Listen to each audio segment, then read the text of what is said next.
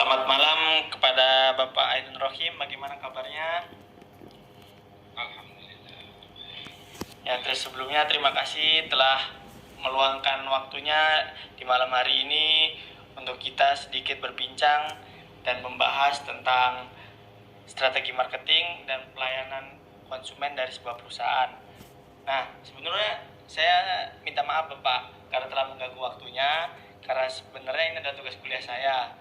Nah, sebelumnya itu bisa nggak Bapak sedikit cerita itu sudah berapa lama sih Bapak terjun di dunia marketing itu? Saya terjun ke dunia marketing sudah lumayan lama, hampir sekitar 15 tahun lah. Ada di distribusi pemasaran. Oke, kalau boleh tahu sendiri selama 12 tahun itu apa aja sih Pak kendala naik turunnya dalam marketing itu apa aja sih? Mungkin dari kesulitan menagih kah atau ketemu orang-orang baru, bagaimana cara menghadapinya, seperti apa Pak? Kalau untuk dunia marketing atau pemasaran itu ya banyak faktor yang bisa mempengaruhi naik turunnya penjualan atau selling out di sebuah produk. Yang pertama mungkin dari produk itu sendiri, terus yang kedua itu mungkin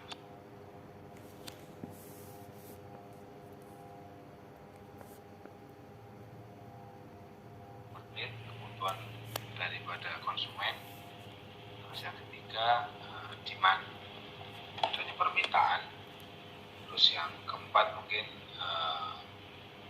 masalah ekonomi makro ya, jadi kemampuan seseorang untuk membeli sebuah produk. Dianalisanya bisa banyak. Oke Bapak, jadi sebelum saya sudah menyiapkan template nih, boleh tolong dilihat sebentar ya Pak ya? Silakan.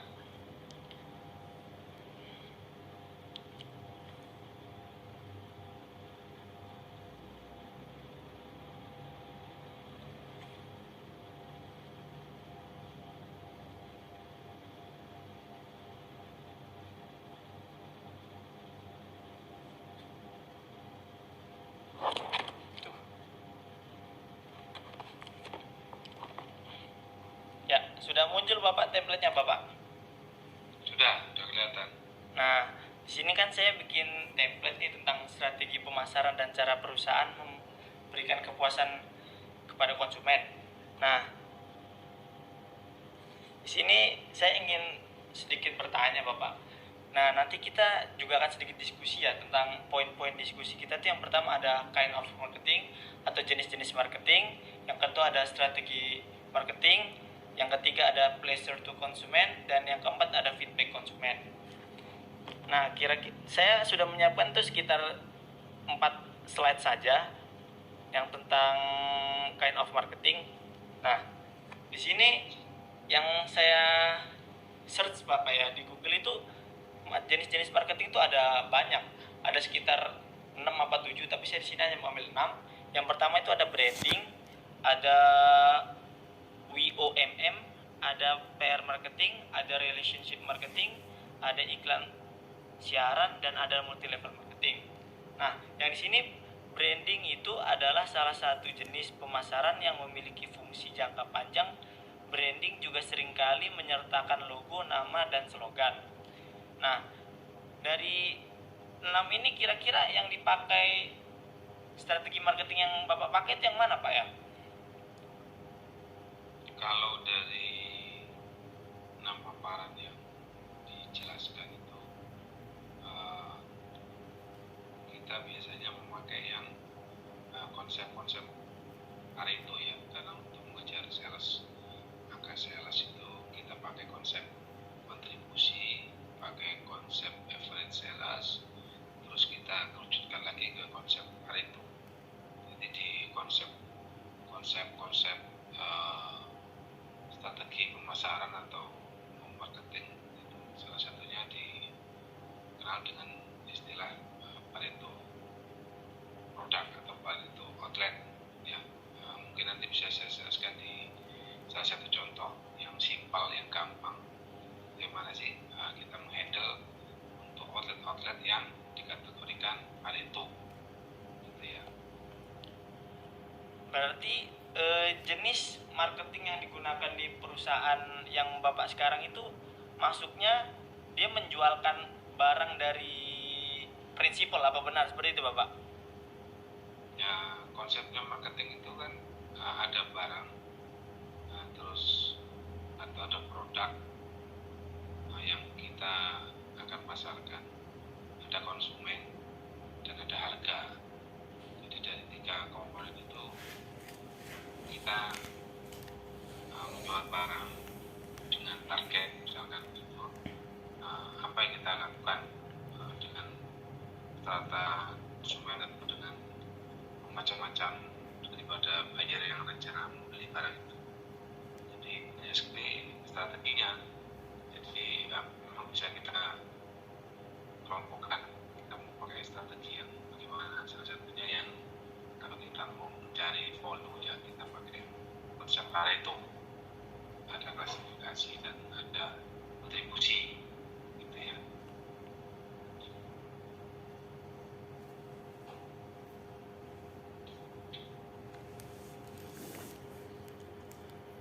Nah, itu bisa sedikit dijelaskan nggak Bapak tentang konsep-konsep yang tadi Bapak bicarakan itu, apa itu? Saya baru pertama kali mendengar soalnya. Bisa di itu stop sharing. Nanti saya ada satu contoh yang sangat simpel. Oh, Gimana cara menghitung? langsung ada kasusnya ya. Silahkan Bapak, bisa di Iya. share-sharingnya. Stop sharing dulu. Sudah saya stop sharing Pak. Ya. Bapak boleh sedikit dijelaskan tentang tampil apa itu Bapak sebenarnya? Ini contoh sederhana, ini contoh yang gampang sekali. Bagaimana kita bisa menentukan klasifikasi atau konsep Pareto di sebuah konsep jualan, ya. Kenapa kok ada konsep Pareto? Klasifikasi karena kita bisa menentukan seberapa besar produk atau jumlah yang kita jual di toko ataupun di outlet, ya. Ya, contohnya untuk saya udah buat contoh penjualan dari bulan Januari sampai bulan April, bisa dilihat di layar. Jadi ada 10 outlet yang saya contohkan ini, mereka menjual sepatu. Jadi di toko Sulaiman itu di bulan Januari sampai dengan April total penjualannya itu 720 juta atau average salesnya 180 juta. Jadi total sales dibagi dengan jumlah bulan 180 juta. Terus yang kedua, toko Senang itu penjualannya selama 4 bulan 675 juta atau average salesnya 168 juta. Dan sampai ke bawah, sampai ke toko Lena itu dengan penjualan rata-rata 3 juta. Nah, dari data yang sudah ditampilkan ini kita bisa menghitung kontribusi sales dari 10 toko tersebut dengan rumus kontribusi sales itu average dibagi dengan total average persen. Ada 2 toko yang penjualannya bisa dibilang secara kontribusi mereka sangat besar, yaitu toko Sulaiman sebesar 41%, toko Senang sebesar 38%, diikuti dengan toko Malioboro, Deden Sehat, Asma, Nawar, Gembira Loka, Serasi Jaya, dan Lena.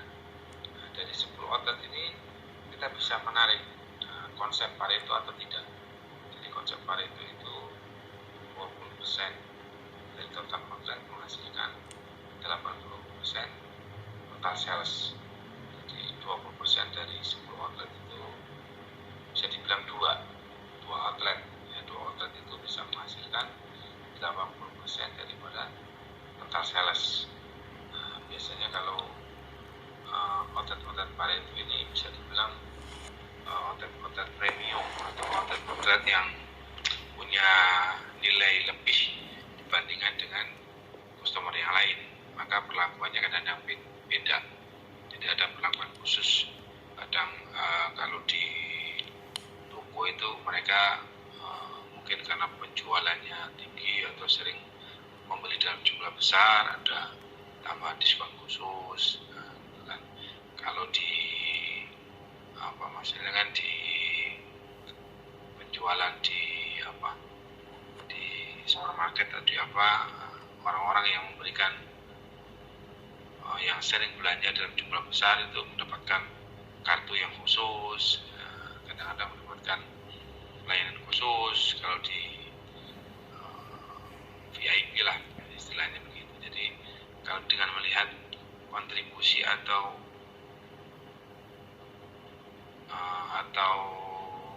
kemampuan menjual, itu kita bisa membedakan bagaimana servis kita ke pelanggan. Ya, salah satunya itu dengan konsep Pareto, ya, karena hanya dengan 2 outlet saja atau hanya dengan 2 toko saja kita bisa menjual 80% daripada total target yang ingin dicapai, ya begitu ya. Jadi ya sederhananya seperti itulah. Jadi perlakuan khusus ataupun interest yang lebih yang bisa kita berikan kepada outlet-outlet yang mempunyai kontribusi yang besar untuk bisnis kita. Ya mungkin itu yang secara gampang yang bisa dijelaskan mengenai klasifikasi ataupun kontribusi daripada outlet Pareto. Ya. Nah, di sini pertanyaan saya begini, Pak. Berarti sebelum kita bisa menentukan apakah pelanggan tersebut masuk ke dalam konsep Pareto tadi yang menghasilkan 80% dari omset penjualan. Nah, itu kan pasti ada dong, Pak, perlakuan-perlakuan khusus yang dilakukan. Nah, bagaimana jika kita menghadapinya customer baru, Pak? Yang tidak masuk dalam 10 toko ini misalnya, Pak. Gimana cara kita menghadapinya, Pak? Kalau untuk customer baru itu biasanya kita lihat dari analisa ya. Analisa bisa dilihat dari informasi yang bisa kita dapatkan dari mungkin dari perusahaan lain ataupun dari kompetitor ataupun dari data yang bisa kita searching bagaimana kemampuan dia atau kemampuan dari sebuah outlet itu dalam pertama permodalan, kemudian customer yang belanja, bisa jadi dari aset, ya kita bisa menentukan berapa yang mau kita jual di toko tersebut. Ya, jadi kita analisa dulu, semua itu pasti ada datanya. Jadi kita bisa coba dulu dalam skala yang kecil, misalkan dia toko baru, jadi kita tidak memberikan penjualan dalam jumlah yang besar, bertahap. Misalnya 3 bulan pertama kita kasih limitnya tidak terlalu besar, misalkan ya 2 juta, 3 juta, nanti 3 bulan kemudian kita evaluasi jualannya bagaimana, pembayarannya bagaimana, nanti bisa kita naikkan lagi. Jadi bertahap, ada step-step yang bisa kita kategorikan. Misalkan kategori kalau Pareto itu biasanya kategorinya kelasnya kelas A. Jadi kalau di bawah Pareto itu biasanya kelas B. Kalau yang baru join atau baru bertransaksi itu kategorinya kategori kelas C. Jadi bisa dilihat dari volume atau kontribusi daripada sales jualan. Baik, Pak. Kira-kira yang masuk dalam konsep Pareto ini semua perusahaan distribusi atau pedagang-pedagang kecil juga bisa, Pak? Sebenarnya konsep Pareto ini kan ilmu menghitung bagaimana kita bisa mencapai target. Jadi ilmu ini bisa dipakai di semua distribusi ataupun di semua pemasaran, maupun yang tidak melihat itu dia mendistribusikan produk tertentu atau mendistribusikan barang A, barang C. Ini adalah konsep yang dipakai dalam ilmu pemasaran. Salah satu konsep yang dipakai dalam ilmu pemasaran. Jadi bisa masuk ke semua bidang yang berhubungan dengan pemasaran.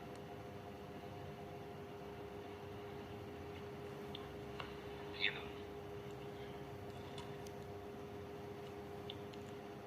Coba bisa sedikit dibesarkan itu Pak, yang Excelnya itu tidak terlalu terlihat sepertinya.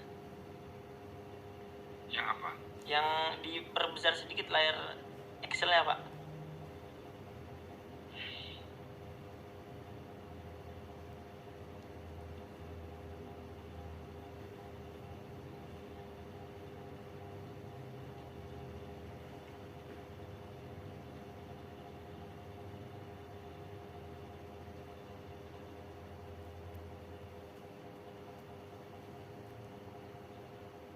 Udah. Nah, nggak kelihatan malah angkanya Pak. Di zoom yang 100% di kanan itu Pak. Di zoom agak besar sedikit.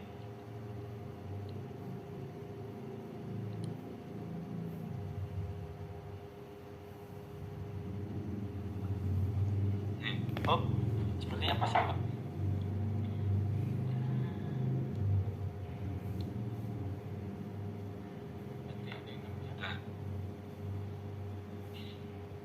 Berarti Pareto itu bisa menentukan seberapa besar kontribusi yang dilakukan konsumen terhadap perusahaan berarti Pak? Ya, jadi kalau tenaga pemasaran itu biasanya mereka punya outlet pilihan yang masuk dalam kategori Pareto. Jadi setiap perusahaan apapun biasa memakai konsep ini. 20% total outlet bisa menghasilkan 80% total sales.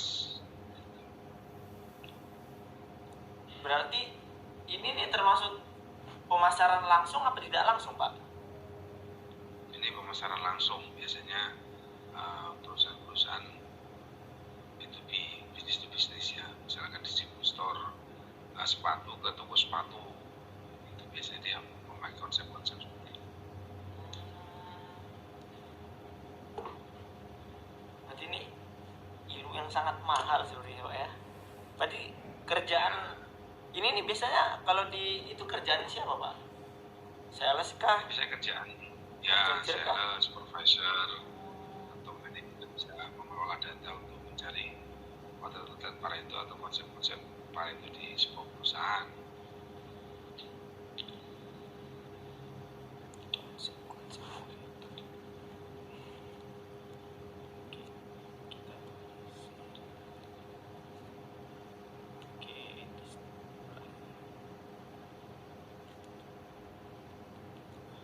Bapak pernah nggak sih Pak menghadapi kendala-kendala itu dalam menghadapi konsumen-konsumen baru, atau mungkin menghadapi masalah piutang gitu, pernah nggak ada kendala seperti itu Pak?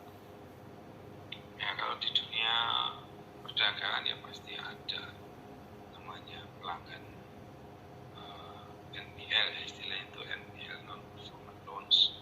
Jadi tidak komitmen dengan invoice yang sudah disepakati. Misalkan kita membuat kesepakatan perdagangan atau invoice 30 hari, ternyata bayarnya sampai 90 hari, itu banyak lah. Jadi yang biasanya salah satu untuk percepat pembayaran invoice itu ya dengan cara kadang-kadang kita tambahin diskon untuk menarik mereka bisa membeli dalam jumlah banyak dan pembayaran lebih cepat. Salah satu bisa kita pakai strategi.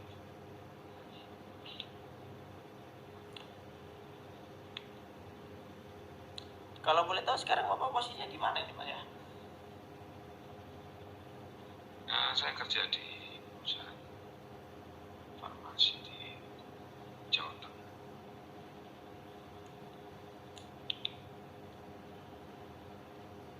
ada nggak sih Pak mungkin sedikit tips and trips gitu? Misalnya kami ini kan masih mahasiswa nih Pak, yang ingin menggapai karir atau mengejar karir di dunia distribusi itu, ada nggak sih tips and trik biar cepat jenjang karir gitu, ada nggak Pak? Ya, yang pertama memulai dari bawah. Ya, jadi pengalaman itu guru yang paling berharga. Jadi masuklah minimal di posisi lapangan, karena analisa dan cara mengambil keputusan itu biasanya bisa didapat dari data lapangan dan insting.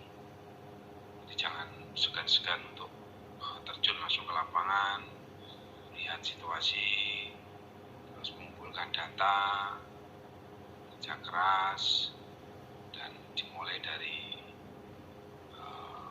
level-level yang mungkin secara manajerial paling bawah atau tidak terlalu mempunyai posisi tinggi, cuma dengan keyakinan dan kesabaran belajar, terus mau untuk mengeksplor dan putus asa, ya, saya yakin semua bisa naik ke atas. Ya, intinya mau belajar, jadi jangan sampai berhenti untuk belajar dan sabar menjalin proses dan menikmati proses itu sendiri ya. Ya mungkin itu yang bisa saya sharing untuk adik-adik mahasiswa nanti setelah lulus kuliah, mungkin bisa masuk ke industri-industri distribusi atau industri yang lain, bisa memanfaatkan ilmu yang sudah didapat di bangku kuliah, diimplementasikan di dunia kerja dan dunia profesional. Ya, mungkin itu yang bisa saya sharing. Terima kasih. Ya, terima kasih Bapak telah menyempatkan waktunya. Sekian, Ya, Assalamualaikum warahmatullahi wabarakatuh. Terima kasih Bapak.